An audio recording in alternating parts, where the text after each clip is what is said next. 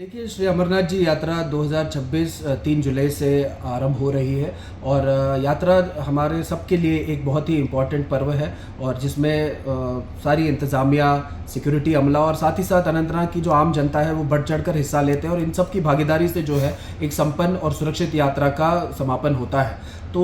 इस साल अनंतनाग पुलिस जो है वो पूरी तरीके से तैयार है यात्रा को संपन्न करने के लिए। इस वर्ष हमने 140 CAPF कंपनीज़ की जो है डिप्लॉयमेंट पूरे ज़िले में की हुई है और साथ ही साथ specialized QRT, specialized teams of MRTs, NDRF, SDRF, Markhor, snow leopard जैसी जो स्पेशल विंग्स है JNK पुलिस की, उनकी भी तैनाती की जा रही है। CCTV कवरेज पे इस साल हमने जो है ज़्यादा तवज्जो दिया हुआ है। पूरे क्षेत्र में जो है 400 से ज़्यादा CCTV कैमराज इंस्टॉल किए गए हैं जिनकी मॉनिटरिंग हम कर रहे हैं। साथ ही साथ इस वर्ष हमने एक पहल की हुई है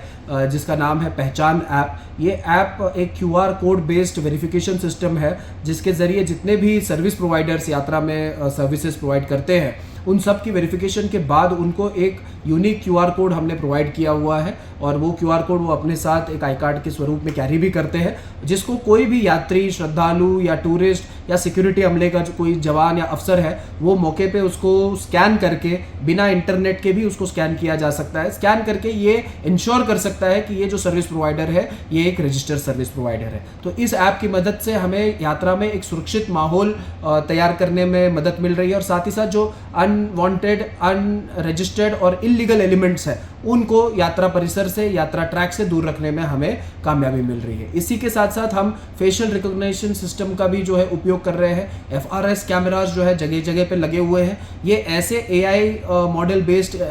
कैमराज है जो फेशियल स्कैनिंग के जरिए